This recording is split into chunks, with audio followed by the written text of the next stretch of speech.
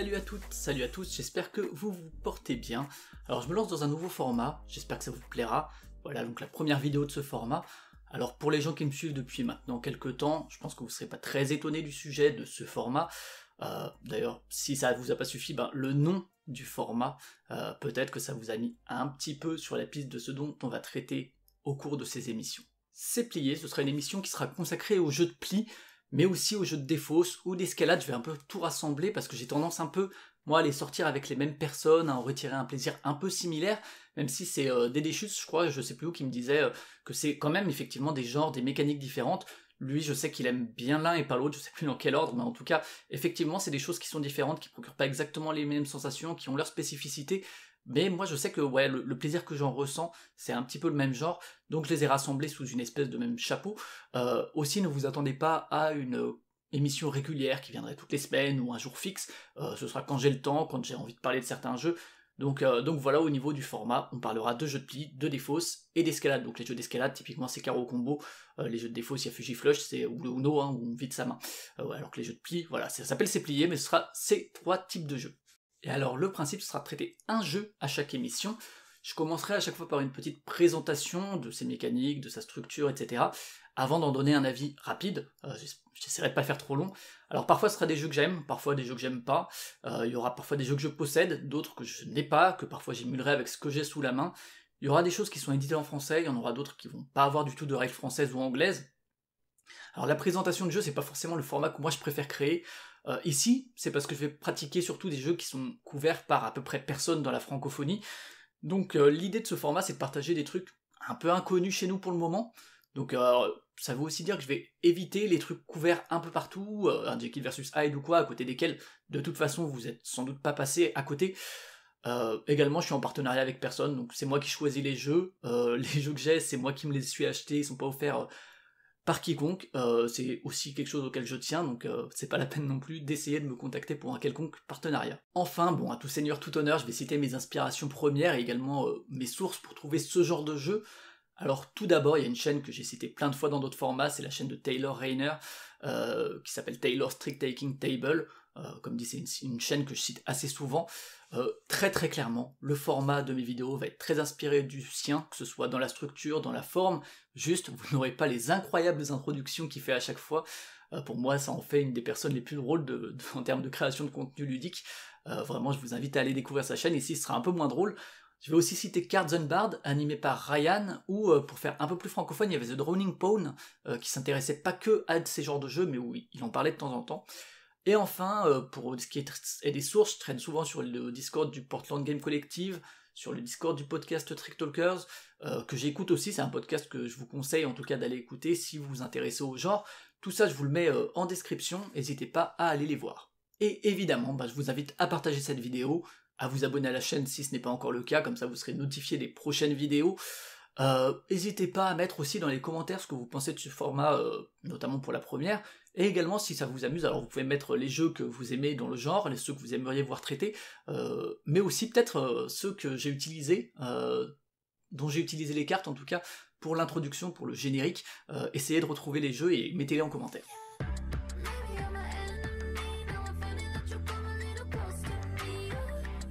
Alors pour cette première émission, pour ce premier épisode, on va parler d'Enemy Anemone, un jeu de Daniel Newman qui a été illustré par Rob Turpin, qui est sorti chez New Mill Industries. Je vous mets en dessous quelques liens pour vous le procurer dans la description. Comme vous le voyez, ça vient dans un tout petit paquet de cartes, vous pourrez y jouer de 2 à 6. Alors pour entamer le format, on commence déjà avec une proposition un peu inhabituelle, dans le genre assez large du jeu de pli, puisqu'il va s'agir de ce que les anglophones ils appellent du must not follow ou du can't follow. On pourrait traduire ça par un jeu à suivi interdit. Alors c'est peut-être pas le premier à mettre en place cette dynamique, mais Potato Man, qui est sorti en 2013, c'est sans doute le représentant le plus connu. Et ces dernières années, notamment ces derniers mois même, il y a eu pas mal de propositions qui sont dans cette direction. Notamment, au-delà d'Enemy Anemone et donc de Potato Man, on peut citer Tricky Time Crisis, ou encore Aurum, 2 titres dont peut-être je vous parlerai sans doute un jour ou l'autre, vous les voyez peut-être derrière, je sais plus où. Alors le principe, pour revenir sur Enemy Anemone, c'est qu'à son tour on va jouer une carte d'une couleur qui n'a pas encore été jouée, et la personne qui a joué la carte de plus haute valeur va gagner le pli, tandis que la personne qui a mis la plus petite va bénéficier d'une carte anémone, qui est supposée l'aider en fait plus tard dans la partie. Et alors si on ne peut pas ne pas suivre, ça fait de la double négation, c'est pas facile, si on n'arrive pas à faire ça, on peut mettre une carte de sa main dans sa pile de score, qui est aussi constituée donc des plis qu'on va gagner, et en fin de manche, on gagne des points selon les cartes qu'on a dans cette fameuse pile de points, et on va passer à la manche suivante, on fait comme ça 4 manches, et la personne qui a le plus de points a gagné. Voilà donc pour le principe général de Enemy Anémonie. Je vous propose maintenant qu'on se retrouve autour de la table pour rentrer un peu dans les détails, avant que je vous dise ce que je pense du jeu.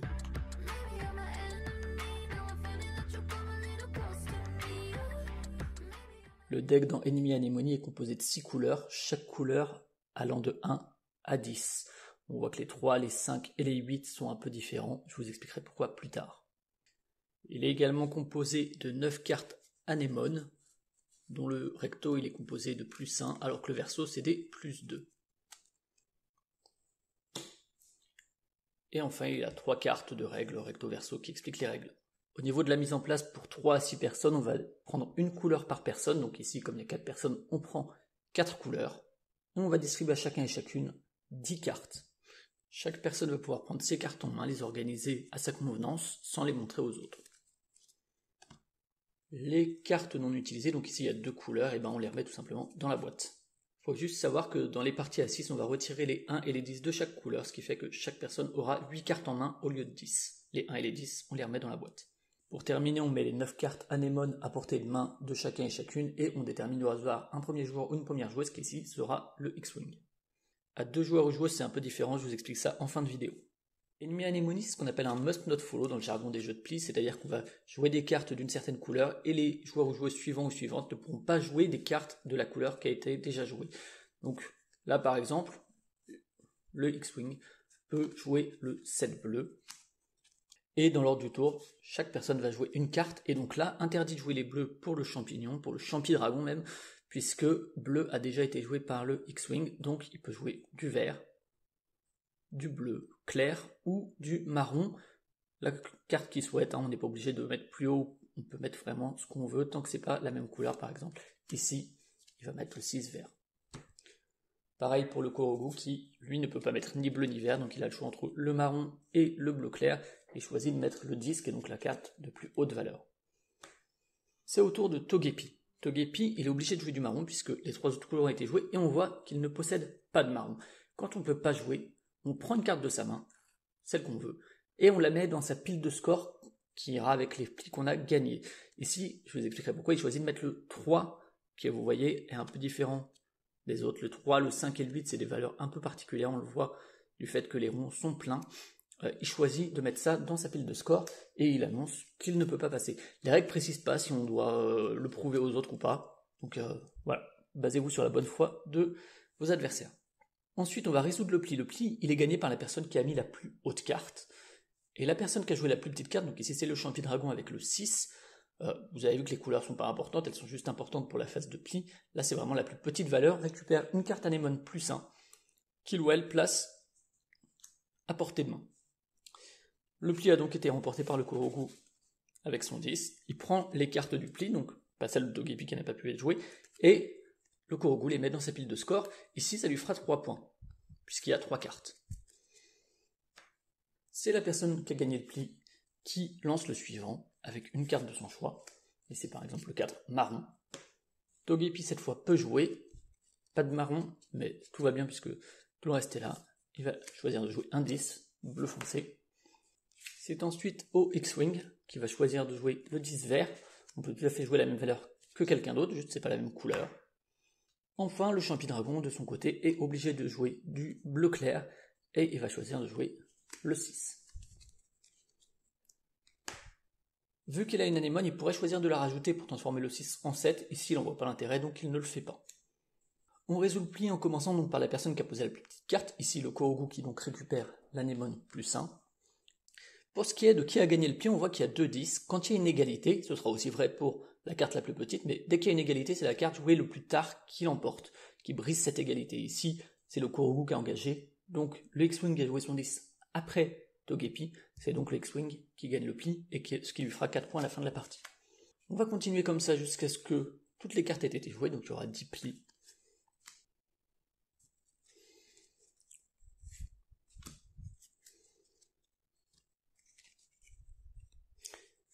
Ici, le Korogu choisit de mettre son +1 pour transformer le 6 en 7, comme ça il va gagner en cas d'égalité si Togepi ne met pas plus haut.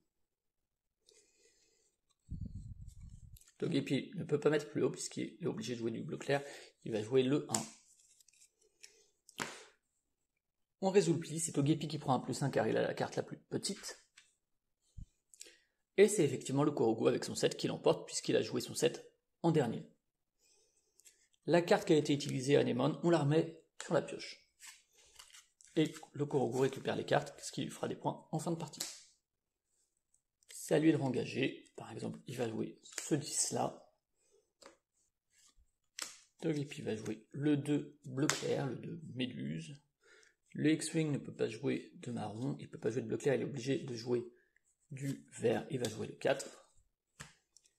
Enfin, le Champidragon est obligé de jouer du bleu foncé, il choisit donc de jouer le 2.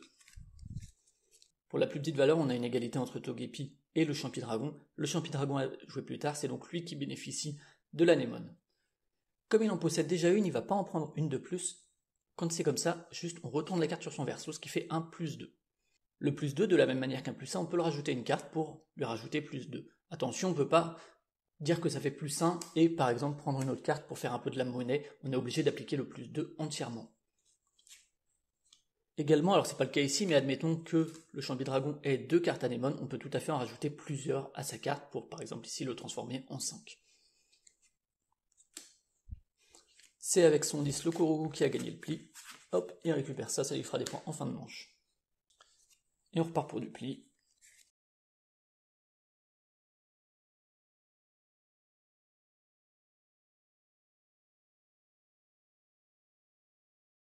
Ici, le Champidragon joue son 8, mais avec le +2 pour le transformer en 10. C'est donc Togepi qui prend une Anémone, donc qui retourne sa carte sur le +2. Et c'est le Champidragon avec son 10 qui gagne le pli. Le +2, on le retourne, on le remet avec le reste des cartes Anémone. Et ce pli-là, il est intéressant. Pourquoi? Parce que il y a 2 cartes 8. Alors, je vous l'ai dit, c'est un point par carte à la fin de la manche, sauf les cartes 3, 5 et 8. Donc, je vous rappelle qu'on voit la différence du fait que le cercle soit plein. Celle-ci, elle rapporte 2 points par carte. Donc là, c'est un pli à 2, 4, 6 points. Et on continue comme ça jusqu'à la fin de la manche.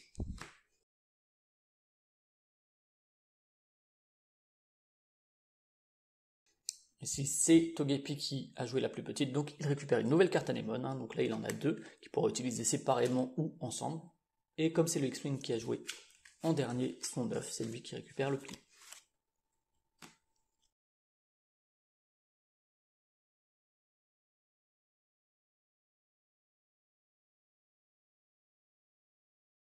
Ici, c'est le Korogu qui récupère un +1.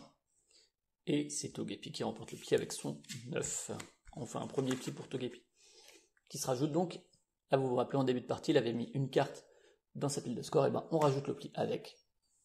Et il peut relancer.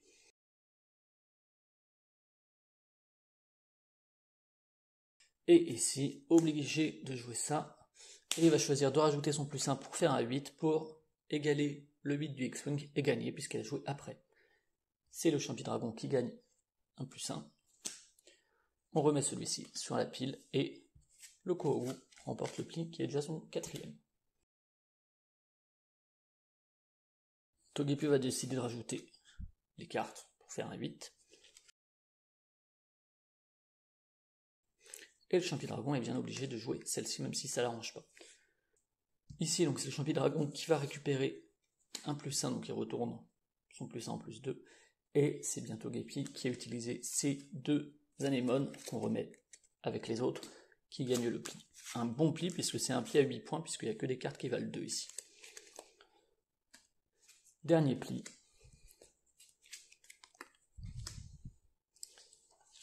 Ici, le Champidragon ne peut pas jouer son 6 puisque la carte marron, le poisson lanterne a déjà été joué, donc il la rajoute dans sa pile de score. Le Korogu récupère un +1 puisqu'il a joué en dernier, et c'est Togepi avec son 5 qui gagne un pli qui vaut encore le coup puisque c'est quand même 6 points. Voilà, la manche a été terminée, c'est le moment de compter les points. Donc on prend toutes les cartes qui sont dans les piles de score, et je rappelle que c'est 1 point par carte, sauf les 3, les 5 et les 8 qui valent 2 points. Et si, par exemple, le Champi-Dragon a 1, 2, 3, 4, 5, 6, 7 points. Le X-Wing, pour sa part, a 1, 2, 3, 4, 5, 6, 7, 8 points.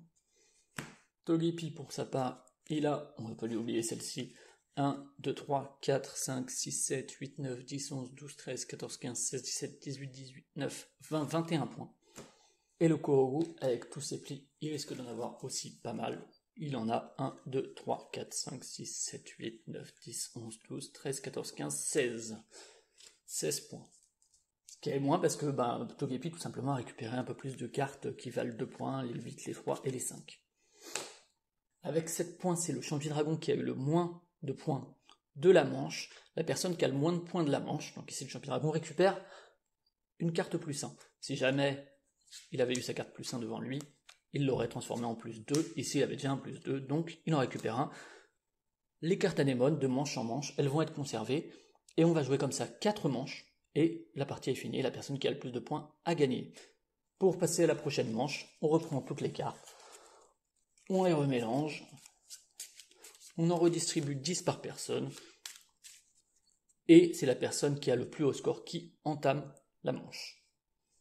Comme dit, au bout de 4 manches, la partie est terminée, donc ici, ce serait autant de manches que de personnes, mais quoi qu'il en soit, c'est 4 manches, et la personne qui a le plus de points gagne la partie. En cas d'égalité, c'est la personne qui aurait le plus de cartes anémones qui l'emporte, et ce serait donc le Champi-Dragon s'il y avait une égalité entre le Korogu et le Champi-Dragon. Dans le cas d'une partie à 2, on joue toujours avec 4 couleurs, mais cette fois on retire les 1 et les 10, ce qui fait qu'on se retrouvera avec 40 cartes. On distribue à chaque joueur ou joueuse 8 cartes, et le reste des cartes est mis dans un deck face cachée, à côté de la pile des cartes anémones. En commençant pour un premier joueur ou une première joueuse décidée au hasard, la personne va jouer une carte. Comme dans la règle de base, on ne peut pas suivre avec la même couleur. Ici, donc, le Champi-Dragon ne peut pas jouer celle-ci. Choisis de jouer le 9 vert. Et chaque personne va jouer 2 cartes. Donc de manière alternée, une carte pour le premier, une carte pour le ou la deuxième, une carte encore ici, par exemple le 9, bleu clair, et ici forcément du bleu foncé, qui sera forcément ce 2.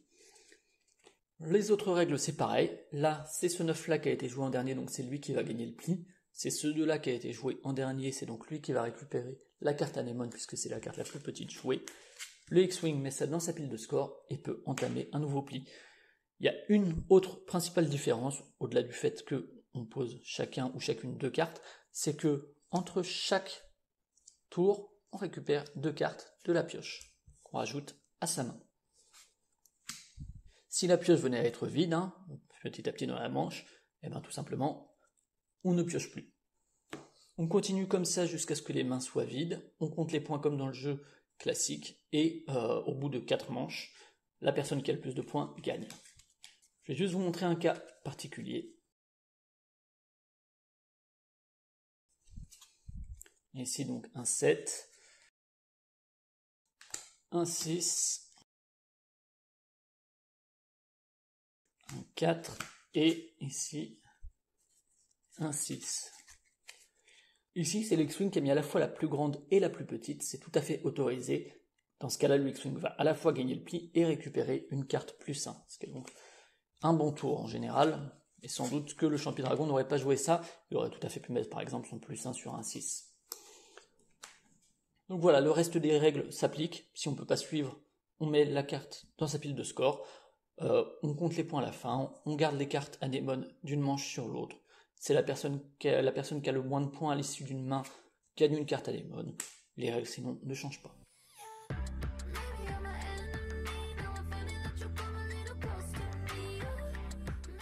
Voilà donc pour Enemy Anemone, donc vous avez les principales règles, c'est un jeu que j'aime bien, j'ai beaucoup joué à 2, un peu moins à plus, même si c'est un jeu qui se joue jusqu'à 6, vous l'avez vu au niveau de la préparation, c'est une couleur par joueur ou joueuse, bon à 2 c'est un peu différent. Alors c'est un jeu comme dit que j'aime bien, je vais vous expliquer pourquoi, je reviens juste sur le packaging déjà, j'aime beaucoup la taille de la boîte, voilà avec les petites cartes de règles qui tiennent dedans, il y en a 3 recto verso. Tout tient là-dedans, si il y a plusieurs joueurs qui sont dans ce cas-là, Trick Riders notamment, auxquels je pense, si ça pouvait inspirer des éditeurs qui édite des jeux à plus grande échelle. Il n'y a pas besoin de plus que ça pour un jeu de cartes, ok. Je pense à Aurum ici, que j'ai pas encore joué, mais qui doit traîner dans un coin. Il est peut-être là-bas, qui a une boîte beaucoup plus grande, éditée par Pandasaurus Games. Pour un jeu de cartes en général, si vous n'avez pas à rajouter je ne sais quoi, faites pas plus que ça. Il n'y a pas besoin. Voilà, ça c'est cool. Également sur les cartes, un truc que c'est qui va revenir souvent hein, quand je parlerai de jeux de cartes, plis, défauts, etc. Vous le voyez, c'est en double index. Le double index, donc c'est aux 4 coins et pas juste aux 2 ici. C'est important pour moi parce que moi, mes cartes, je suis droitier, mais je les tiens, ce qu'on dit en prise gauchère. Donc comme ça veut dire que si jamais il n'y a pas les nombres d'un côté, je vois rien, je suis obligé de faire ça. Et c'est très désagréable parce que j'ai pas... Si en l'occurrence, oui, si je les tenais à l'envers-ci, c'est bon. Je peux les tenir comme ça. Mais c'est un truc auquel il faut que je pense, c'est pas naturel pour moi. Je sais qu'il y a plein de gauchers qui les tiennent aussi, ou des gauchères qui les tiennent de manière droitière. Moi et ma compagne on les tient de manière gauchère, et en fait naturellement je vais les ouvrir comme ça, et en fait s'il faut que je les ouvre dans l'autre sens, ça va être chiant pour moi. Donc c'est un truc que vous allez souvent voir revenir, donc pitié, sauf si vraiment il y a des très bonnes raisons, mais c'est rare. Quand vous faites un jeu de cartes comme ça, mettez-les aux 4 coins. Il y a plein de raisons culturelles et tout, pourquoi aux États-Unis c'est pas le cas, c'est pas plein de trucs sur les decks bicycle et tout. Faites ça, s'il vous plaît, ça coûte pas grand chose et ça facilitera la vie de toutes les personnes qui ont naturellement tendance à les ouvrir comme ça, comme c'est mon cas. Je pense à Shobu ici ou à Monsieur Blue. Shobu qui est sur plein de Discord, on discute, et en fait il s'était carrément fait mal parce qu'en fait lui les tenir dans ce sens-là, ça lui faisait carrément mal quoi, enfin de les tenir de manière droitière. Bref, double index, c'est cool. Il y a un autre type de public auquel penser, et qui est nettement moins cool. C'est les personnes qui ont des problèmes daltoniens ou des problèmes dans la perception des couleurs. Il faut penser à ces personnes-là aussi, hein, parce que effectivement les gauchers et les gauchères c'est bien aussi. L'inclusivité dans les règles c'est cool, mais également ça, et là, je vous avoue que Enemy Anemone là-dessus c'est quand même un très mauvais élève. Donc il y a celle-ci, cette couleur-là qui est vraiment distincte des autres, le poisson moderne en marron. Mais à côté de ça, nous avons 2 verts, comme ça. Alors si vous êtes dans cette situation, je vous demande si vous arrivez à distinguer, c'est 2 cartes vertes. Alors évidemment quand on joue à moins de... j'élimine les cartes qui sont en doublon. Ensuite on a ce violet, et ensuite on a ces 2 cartes bleues. Donc ça fait 2 bleus, 2 verts, un violet, et le marron qui effectivement est je pense assez différent, même si je vous avoue que moi n'étant pas daltonien, je vois la différence. Pitié quoi. Pas ces schémas de couleurs là, c'est pas possible. Je sais pas pourquoi, est-ce que c'est ça qu'il y a d'autres couleurs quand même. Alors je sais que 6 couleurs c'est beaucoup, hein, mais et puis alors bon, par contre effectivement on peut distinguer à l'illustration quelle couleur c'est. Juste les illustrations on les voit pas forcément quand on tient comme ça, donc un petit rappel hein, dans le petit, là où il y a le petit nombre ou en haut de la carte ou que sais-je, c'est pas mal. En tout cas faites pas ces schémas de couleurs, pitié. Il y a aussi un petit truc, c'est bon, la règle j'ai dit, hein, elle est assez courte. D'ailleurs il y a le petit truc qui est rigolo au niveau du thème, j'en parle après, mais il y a un petit souci que je trouve, c'est en gros, je vous l'ai dit en présentant le jeu, mais quand on n'a pas la couleur, enfin quand on ne peut pas jouer, donc si on n'a pas de couleur qui n'a pas... Je vous fais plus la double négation, j'arrive pas. On doit mettre une carte dans sa pile de score. Le truc, c'est que ça se base vraiment sur la confiance, alors jouer avec des personnes de confiance, évidemment, mais jamais, dans les règles en tout cas, il est demandé de prouver qu'on n'a pas ce qu'il faut pour suivre. Et donc on pourrait très bien imaginer des gens qui trichent en se disant bon bah je peux pas suivre, hop, et je me mets des points, notamment à 2 où la main évolue au fur et à mesure et où les coupes sont pas toujours les mêmes. C'est dommage que ce soit pas précisé dans les règles. Après, comme dit, hein, ça peut juste être une question de confiance, vous pouvez vous mettre d'accord pour dire bah voilà. Également, il n'est pas demandé de montrer ce qu'on met dans notre pile de score, ça me choque moins parce que ça peut être secret évidemment. En général, ça va être 2 points de toute façon. Mais voilà, bon, petit point de règle. Au niveau du thème, pour finir sur un peu ce qu'est l'édition, alors bon, j'ai dit que le packaging et tout est cool, en termes de taille, les illustrations des autres cartes sont plutôt cool, j'aime bien aussi moi les illustrations des cartes, celle-ci, ou là c'est cette espèce de poulpe, je les trouve assez cool. Évidemment, il n'y a pas vraiment de thème là-dedans, et c'est assumé comme tel, hein. Et c'est presque dommage, hein, mais clairement, je vous fais une petite traduction en direct de ce qui est écrit dans les règles, c'est écoute, c'est un jeu de plis, avec des cartes, avec des nombres. Il n'y a pas vraiment de thème, mais au moins le nom, il est rigolo. C'est vrai que Enemy Anemone, c'est rigolo, et c'est tout ce qu'ils expliquent dans le thème. Je trouve ça plus rigolo que ce soit assumé, plutôt que d'essayer de faire un thème qui n'a ni queue ni tête. Les anémones, bon, c'est les plus 1, les plus 2. Cependant, il y a quand même plein de jeux de plis qui arrive à... Alors, c'est évidemment difficile à thématiser, je pense, je cite toujours cet exemple parce que je le trouve brillant, mais Jekyll versus Hyde est un exemple en la matière, c'est incroyable pour moi, voilà, si jamais il n'y a pas vraiment un thème, en général, il y a un truc que j'aime observer dans les jeux de pli, ou les jeux de cartes, c'est la manière dont le nom du jeu va exprimer la dynamique du jeu. Je pense ici à Auf falscher Fährte, qui veut dire sur de mauvaises voies, de mauvais chemins, et qui représente bien en fait ce qu'on va ressentir dans le jeu et la manière dont il va se dérouler. Si je regarde derrière moi, bon, le Renard des Bois est pas trop mal thématisé, Claim ça va aussi, les Linko on s'en fout effectivement, Kraskarek, eux ils ont carrément assumé de ne pas mettre de thème, Savage Ball, voilà, il a un thème un peu rigolo et tout, Doctac Trick aussi, et pourtant voilà, on le ressent pas forcément énormément, dans les films de Norbo aussi, très bon thème, mais là c'est que des thèmes assez présents, mais il y a plein d'autres thèmes où vraiment c'est le nom du jeu qui va permettre de donner un peu le sentiment de jeu. Et là, c'est pas le cas hein, dans Enemy Anemone, à part le fait qu'il y a des anémones, donc il le justifie clairement en disant que, bon, c'est voilà, c'est parce que le titre est rigolo, et parfois, faire un jeu à partir d'une blague et d'un titre qu'on trouve drôle, c'est pas mal non plus. On peut maintenant passer un peu au jeu, on va proprement parler, c'est un jeu, je vous l'ai dit, que j'aime plutôt. Alors c'est vraiment un jeu de pli assez léger, hein. Vous n'allez pas vous retrouver dans une ambiance un peu brain, où vous savez, on tape le carton, et où... Enfin si, justement, on est dans une ambiance où vraiment on tape le carton en discutant de plein de choses, et où l'espace de choix va être assez limité, où finalement on va pas être vraiment dans une ambiance très silencieuse, à vraiment compter les cartes, et à essayer vraiment d'optimiser son truc. C'est pas un jeu, je trouve, qui se prêterait trop à une dynamique compétitive, c'est plus léger que ça.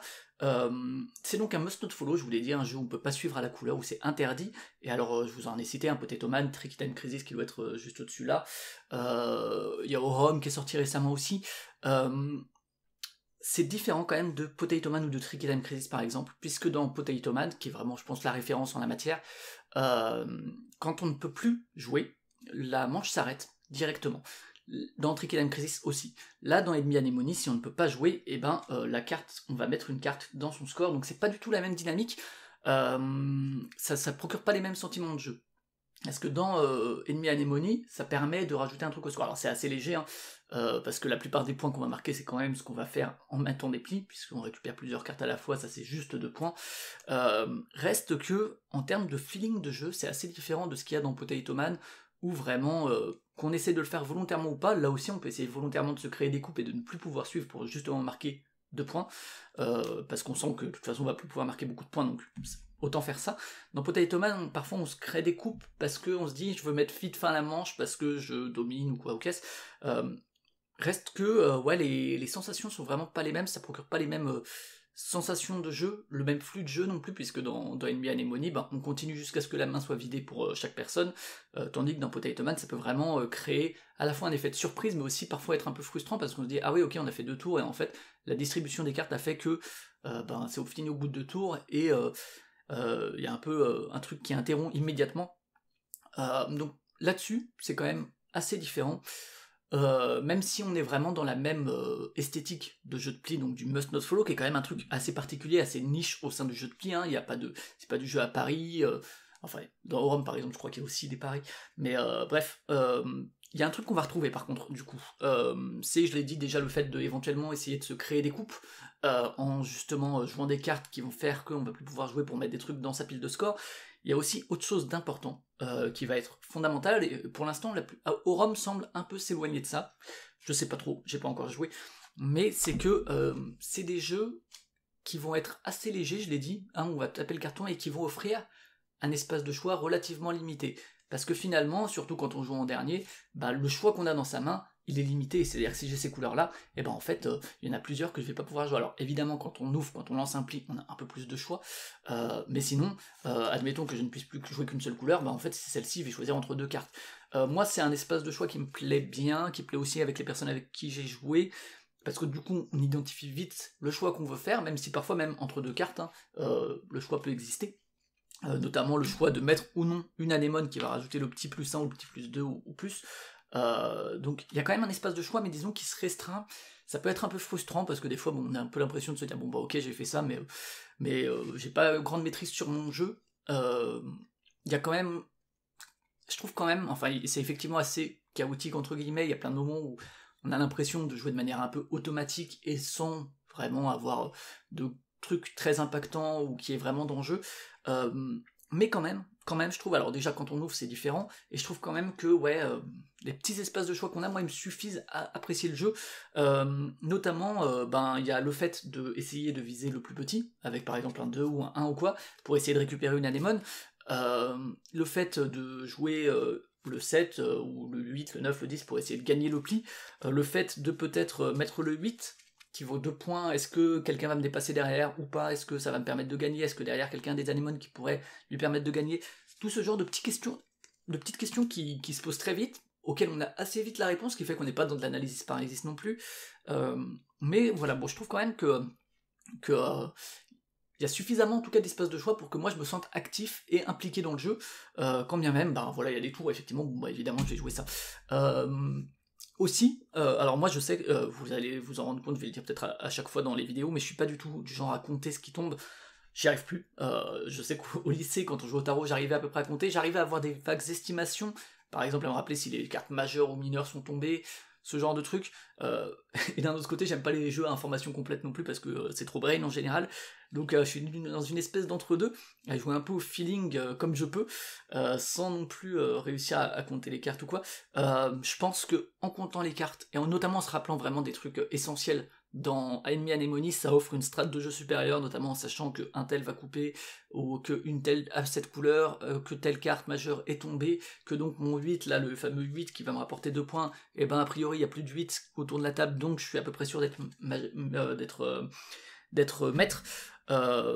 Également, évidemment, un espace de choix important, sans doute le principal, c'est ces cartes anémones, qui sont un peu le cœur du jeu, je pense, où il y a déjà le choix effectivement de ce qu'on joue pour essayer de les récupérer. Elles servent aussi de mécanique de catch-up un petit peu, puisque à la fin de chaque manche, la personne qui a fait le moins de points va en prendre une, et ça va rester de tour en tour, mais surtout c'est le tempo que ça va introduire sur à quel moment je l'utilise. Est-ce que j'en utilise une? Est-ce que je l'utilise pas pour la transformer en plus 2? Est-ce que j'en utilise plusieurs? Est-ce que je l'utilise maintenant alors que je suis pas le dernier à jouer et que du coup derrière quelqu'un d'autre va pouvoir l'utiliser? Est-ce que je fais exprès de perdre le pli pour gagner une anémone pour derrière réussir à gagner un pli qui vaut plus? Et du coup c'est vraiment ce petit truc là, moi je trouve qui crée un peu de surprise, qui crée un peu de tension, qui va permettre un peu plus de choix, un peu plus de moments où on se pose la question, est-ce que je joue ça ou pas? Et à quel point? Est-ce que je joue un plus 4 pour m'assurer le pli parce que je sais que les trucs sont tombés et que ça va me faire un pli à 12 parce que j'ai joué un 8? Est-ce que je joue juste le plus 2 en me disant j'espère que personne va faire 10? C'est vraiment le truc qui est le plus intéressant, je trouve, et qui en plus sert de mécanique de catch-up assez élégante. Donc voilà, et puis c'est aussi un truc qui donne ça donne de l'attention quand on les joue ou quand on les joue pas, mais ça donne aussi de l'attention le fait qu'elles soient sur la table et que les adversaires les voient, parce que du coup quand on joue, on regarde s'il y a des cartes anémones, à quel point ça pourrait modifier les trucs et tout. Donc pour moi ça c'est vraiment le truc je pense que je préfère du jeu, parce que le must not follow je l'avais déjà vu, notamment ce twist entre guillemets de pouvoir mettre une carte dans sa pile de score quand on ne peut pas suivre. Alors ça arrive évidemment plus on est nombreux, quand on joue à 2, 3, même 4, c'est des trucs qui sont quand même très ponctuels, c'est pas assez fréquent en fait. Et c'est dans le podcast Trick Talkers que j'entends comme ça, que j'entends une maxime qui est si ton twist arrive quasiment jamais, est-ce qu'il est bien utile? Ce qui est assez vrai finalement. Si ton twist, en tout cas ce que tu penses comme un twist, comme ton essence de jeu, c'est quelque chose qui est exceptionnel, alors si c'est exceptionnel et que ça apporte un sentiment de jeu gigantesque, pourquoi pas? Quand c'est exceptionnel en termes de quantité, mais que c'est juste, je mets 2 points, et 2 points honnêtement ça va pas changer la face du monde, est-ce que vraiment c'est le cœur de ton jeu? Est-ce que ça mérite d'être là? Est-ce que ça mériterait pas d'être modifié? Là pour moi du coup le cœur du jeu c'est pas ça, quel twist, c'est plus les anémones effectivement, et le moment où on va les utiliser, ça c'est la manière d'utiliser le must not follow sans mettre fin au round en cours. Voilà, c'est pas forcément ce que je préfère. Un truc encore, c'est que j'ai joué pas mal à deux avec ma compagne, et quand on joue à deux, je vous ai expliqué dans l'explication, mais en gros, on a quand même 4 couleurs, et on joue chacune 2 cartes, Et c'est un jeu, je trouve, qui marche bien à deux, parce qu'on peut être à la fois maître et la personne qui a le plus petit résultat. C'est plus facile évidemment de compter. Il y a aussi la dynamique qui est assez fréquente quand on joue à deux dans des jeux de pli ou que ce soit avec des hommes de paille, comme on les appelle, par exemple dans la variante à deux de Yokai Septet ou dans Vidrasso. Mais là c'est un peu différent, puisque on va récupérer des cartes petit à petit. Il y a des moments où je vais avoir une coupe, et où en piochant plus tard je vais plus en avoir. Enfin, ce que j'avais comme coupe ne va plus en être une. Et ça, c'est quelque chose que moi j'aime bien, parce que du coup, ça fait des mains qui évoluent, ça rajoute un peu de l'incertitude, ça aide à contrer les personnes qui comptent tout. Que moi je sais que bon voilà, je suis pas bon là-dedans, et effectivement en termes de différentiel de niveau, si je joue avec des gens qui arrivent très très bien à compter, je vais me faire latter. Là, le fait de piocher, que parfois il y ait des coupes, que parfois il y en ait pas, ça permet justement de contrer un petit peu ça. C'est quelque chose que j'aime bien, avec en plus, comme dit, ce rythme de jeu qui est un peu différent, puisque qu'on ait la main ou pas, en fait, c'est assez différent, et on va pouvoir réagir. Ou d'ailleurs, Tricky Time Crisis fait aussi un peu ça à deux, je crois. J'ai pas encore joué à deux, mais il y a un peu cette dynamique aussi.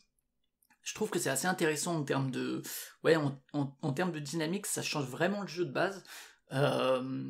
Et j'aime bien les jeux de pli qui se jouent bien à deux.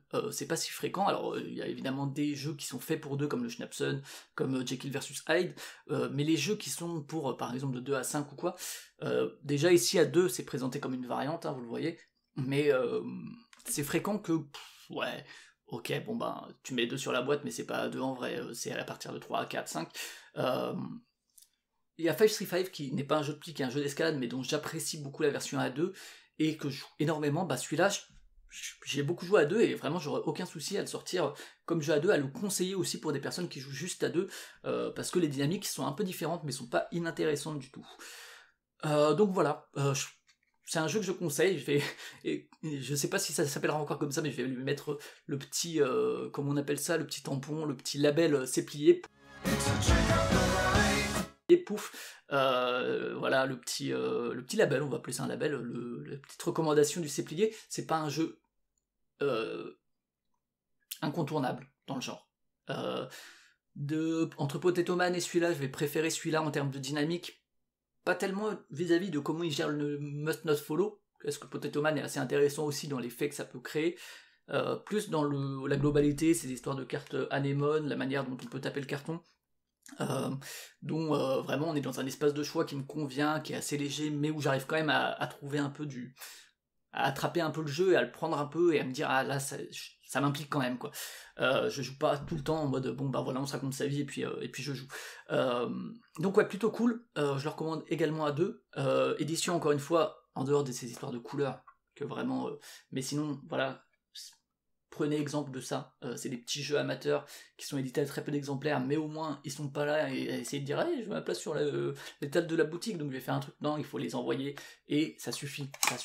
Vous n'avez pas besoin de plus de ça pour un jeu de cartes. Vous faites des règles en cartes, et voilà, et vous mettez pas des jetons ou quoi, quand vous pouvez faire autrement.